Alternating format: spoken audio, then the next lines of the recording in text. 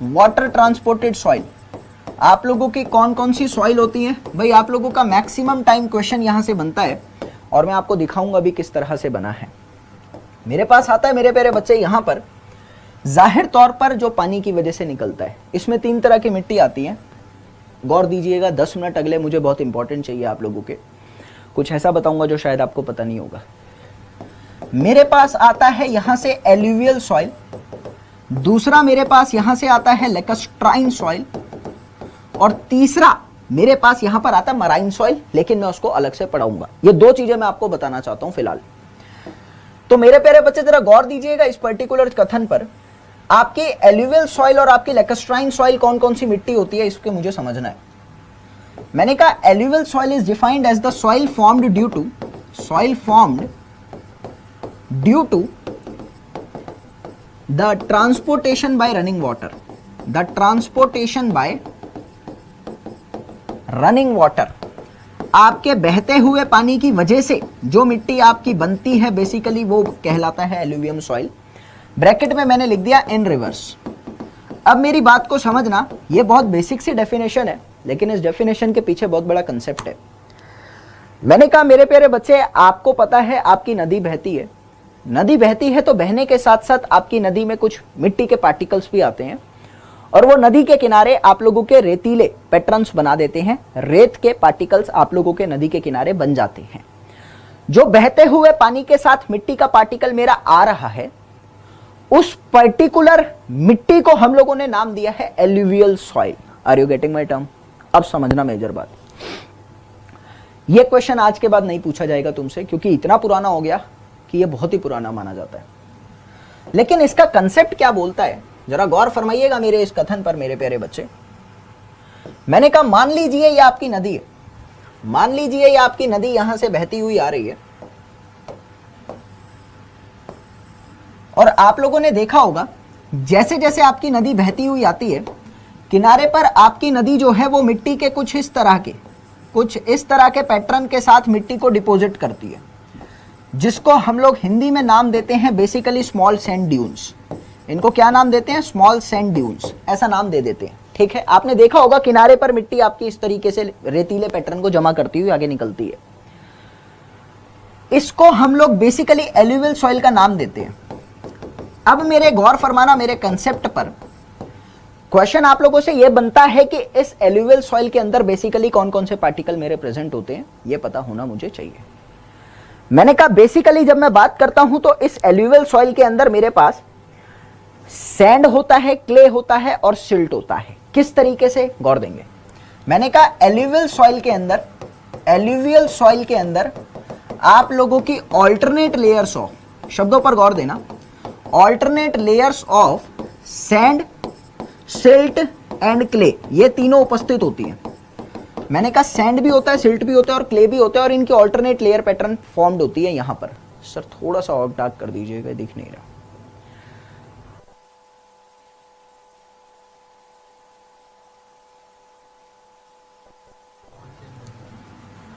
कर नहीं सकता। मैंने कहा इसके अंदर आप लोगों को alternate layers of sand, silt और क्ले देखने को मिलता है। किस तरह से होता है जरा गौर फरमाइएगा। मान लीजिए ये आपका पानी बहता हुआ आ रहा है, सभी को पता है मेरे प्यारे बच्चे, जब ये पानी आप लोगों का बहता हुआ आएगा तो आपको पता है इस पानी के अंदर, यहां पर, इस पानी के अंदर यहां पर मेरे तीनों पार्टिकल उपस्थित है। मेरा सैंड भी है, मेरा क्ले भी और मेरा सिल्ट भी है।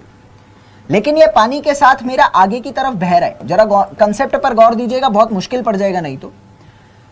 इनिशियल पोजीशन पे शुरुआती तौर पर मेरे पानी के अंदर तीनों चीजें थी, सैंड भी था, क्ले भी था और सिल्ट भी था।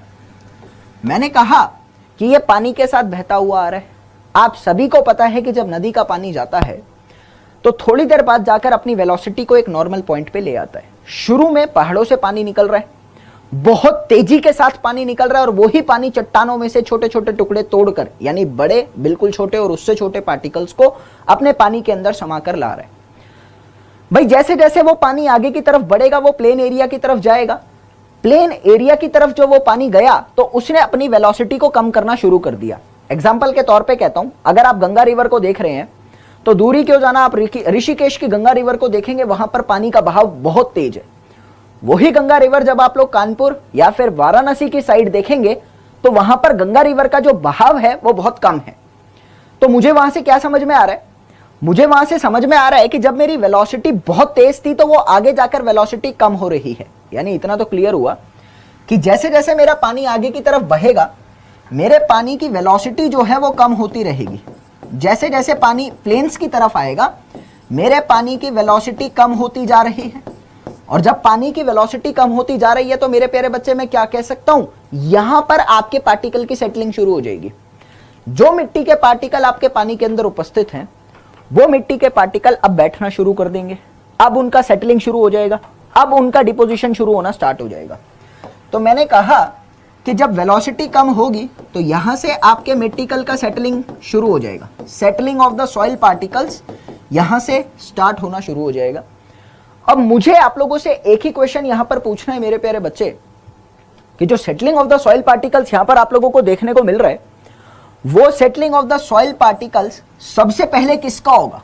मुझे पता है जो सबसे भारी होता है वो सबसे पहले सेटल होता है, जो सबसे भारी होता है वो सबसे पहले सेटल होता है ना। अरे ऑब्वियसली होता है, इसमें तो कोई शक ही नहीं है। मैंने कहा सबसे भारी कौन था, सबसे भारी होता है तुम्हारा सैंड, मतलब इन तीनों में सैंड क्ले और सिल्ट में। उससे हल्का तुम्हारे पास आता है सिल्ट और उससे हल्का तुम्हारे पास आता है क्ले। शब्दों पर गौर दीजिएगा, काम की बात तुम्हारे पास आ चुकी है। मैंने कहा मेरे प्यारे बच्चे कि यही पानी जब तुम्हारे पास आता है, यही पानी जब तुम्हारे पास आता है तो तुम्हारा सबसे पहले तो ये सैंड को डिपॉजिट कर देता है, फिर थोड़ा सा दूर तक सिल्ट बहता है और वेलोसिटी धीरे होती है तो ये सिल्ट को डिपॉजिट कर देता है, फिर बिल्कुल जब पानी रुकने की कगार पर आ जाता है तो जाकर ये अपने क्ले पार्टिकल्स को डिपॉजिट करता है। तो बेसिकली इसीलिए मैंने तुम लोगों को ऊपर लिखवाया था कि एल्यूवियल सॉइल के अंदर आप लोगों को अल्टरनेट लेयर्स देखने को मिलेगी सैंड, सिल्ट और क्ले की।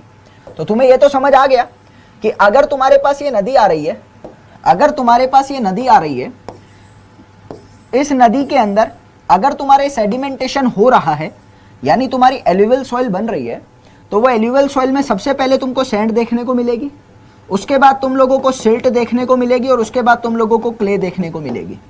इसी चीज को और प्रैक्टिकल तौर पर अगर तुम समझना चाहते हो तो गौर फरमाइएगा। मैंने कहा ऋषिकेश की बात कर लो और वाराणसी की बात कर लो। आप उम्मीद है दोनों जगह गए होंगे, नहीं गए होंगे तो गूगल आपको लेकर जा सकता है। भाई इससे बड़ा लिखूं क्या, मेरे ख्याल में तो आप लोगों को ये दिखना चाहिए और दिख भी रहा है मुझे अच्छे से, ठीक है ना। आप मेरे शब्दों पर गौर फरमाना, बड़ी प्यारी बात बता रहा हूं और ये कंसेप्ट अच्छा था। मैंने कहा ऋषिकेश में अगर आप लोग कभी गंगा किनारे बैठे हो तो आपको वहां पर रेतीले प्लेन मिलेंगे बहुत ज्यादा, मतलब रेत होती है गंगा किनारे। तो वो रेत जो होती है गंगा किनारे की, वो रेत के पार्टिकल थोड़े बड़े होते हैं और वो चमकीली रेत होती है। आप लोगों ने अक्सर ऐसा देखा होगा, ग्रे कलर की वो रेत होती है और वो थोड़ी चमकीली रेत होती है और उसके पार्टिकल थोड़े बड़े बड़े होते हैं। लेकिन वही आप अगर वाराणसी में गंगा किनारे बैठे हो तो वाराणसी में जब आप गंगा किनारे बैठेंगे तो आप देखेंगे वहां की जो रेत है वो ब्राउन कलर की है।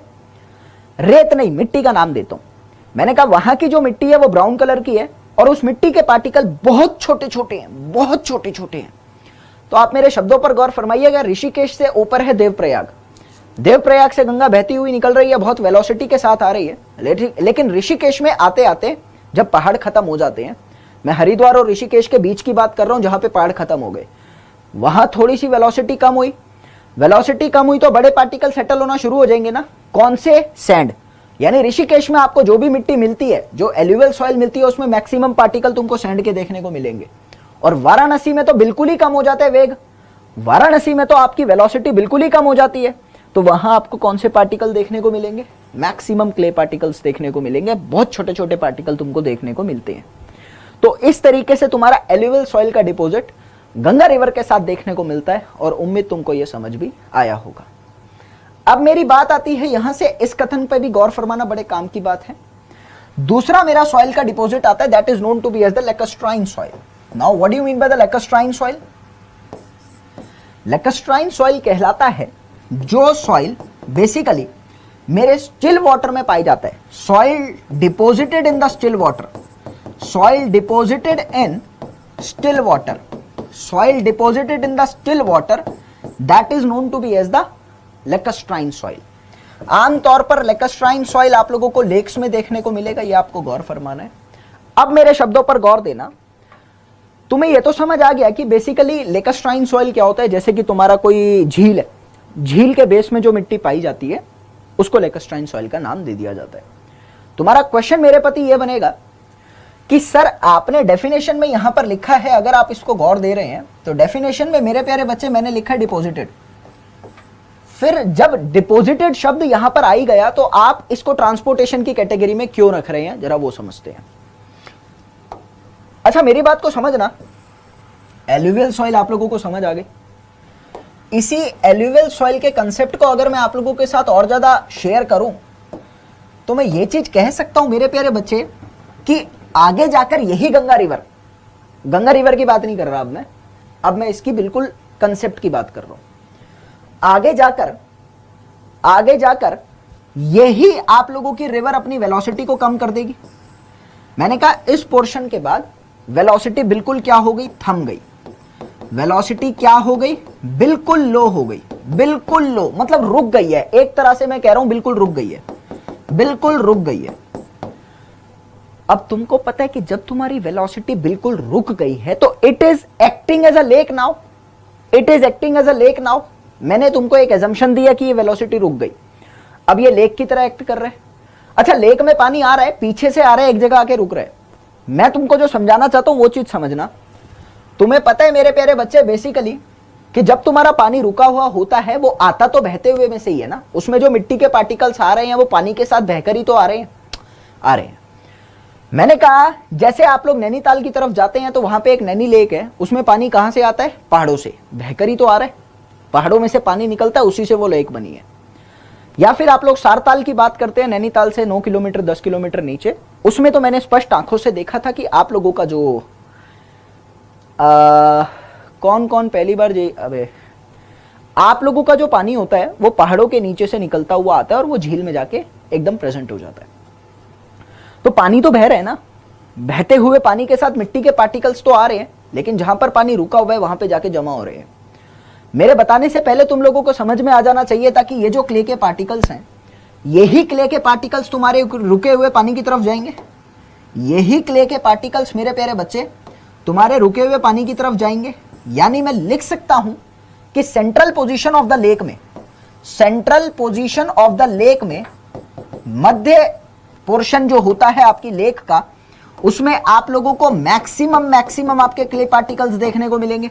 Central portion of the lake में जो डिपोजिशन आप लोगों को देखने को मिलेगा वो किसका मिलेगा, that is only and only of the छोटे छोटे महीन पार्टिकल्स का। Central portion of the lake में आप लोगों का बेसिकली कौन सा पार्टिकल डिपॉजिट होता है, that is known to be as the clay particles. क्या नाम देते हैं उसको, क्ले पार्टिकल्स का नाम देते हैं। तो ये चीज तो समझ आ गई कि लेकस्ट्राइन सॉइल और एल्यूवियल सॉइल में आप लोगों को क्या क्या देखने को मिल रहा है।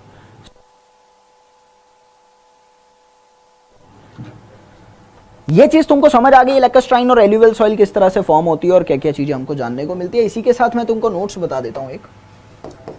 अभी नोट में तुमको यह ध्यान रखना है कि जो आप लोगों का पार्टिकल साइज होता है, जो आप लोगों का पार्टिकल साइज होता है बच्चे, वो पार्टिकल साइज आप लोगों का एल्यूवियल सॉइल का लेकस्ट्राइन सॉइल से ज्यादा होता है। एल्यूवियल सॉइल का लेकस्ट्राइन सॉइल से पार्टिकल साइज ज्यादा देखने को मिलता है। ये चीज आप लोगों को याद रखनी है। इसी के साथ मेरा दूसरा पॉइंट क्या बनता है, सर एग्जाम्पल मुझे कुछ बता देंगे आप लोग जो एग्जाम में पूछे गए हैं और पूछे जा सकते हैं। एल्यूवियल सॉइल के कुछ एग्जाम्पल मुझे बता देंगे। सबसे पहला मेरे पास आता है, आप लोगों ने सुना होगा डेल्टा के बारे में, आप लोगों ने सुना होगा नेचुरल लीव्स के बारे में।